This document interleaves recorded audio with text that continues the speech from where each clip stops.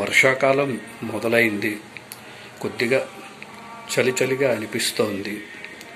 కాబట్టి ఇప్పుడు కొంచెం స్పైసీగా కారంగా ఏమన్నా తినాలి అని అనిపిస్తుంది.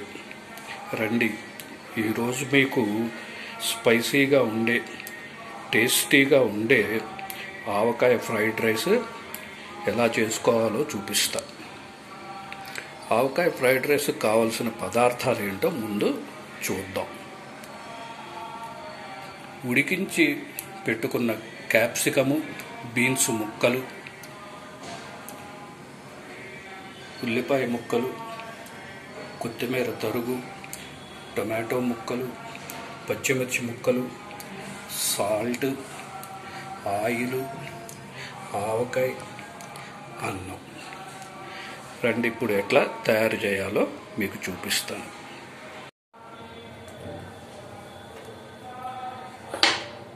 స్టవ్ మీద కడాయి పెట్టి కొంచెం 4 స్పూన్ల ఆయిల్ వేసుకుని, ఆయిల్ కొద్దిగా వేడైన తర్వాత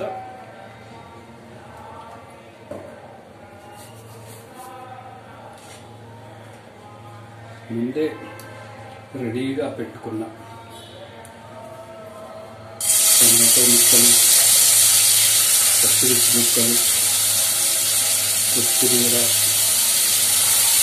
ఉల్లిపాయ ముక్కలు,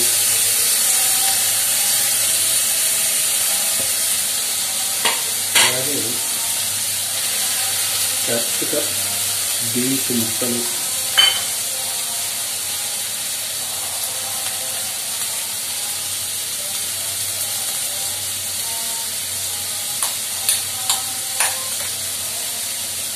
కొంచెం ఆవకాయ,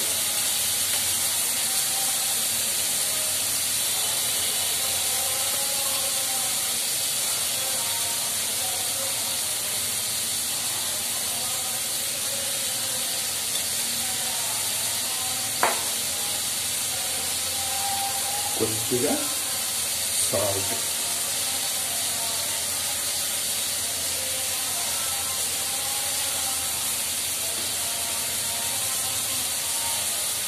టేస్ట్ కోసం కావాలి అని అనుకుంటే టొమాటో సాసు, సోయా సాస్ కూడా వేసుకోవచ్చు, లేకపోయినా కూడా పర్వాలేదు.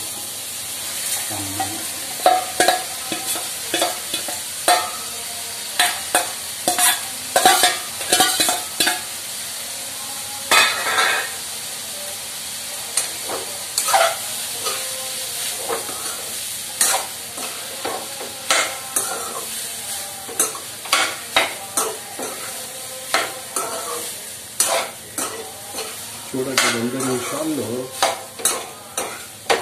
వేడిగా టేస్టీగా ఉండే ఆవకాయ ఫ్రైడ్ రైస్ రెడీ.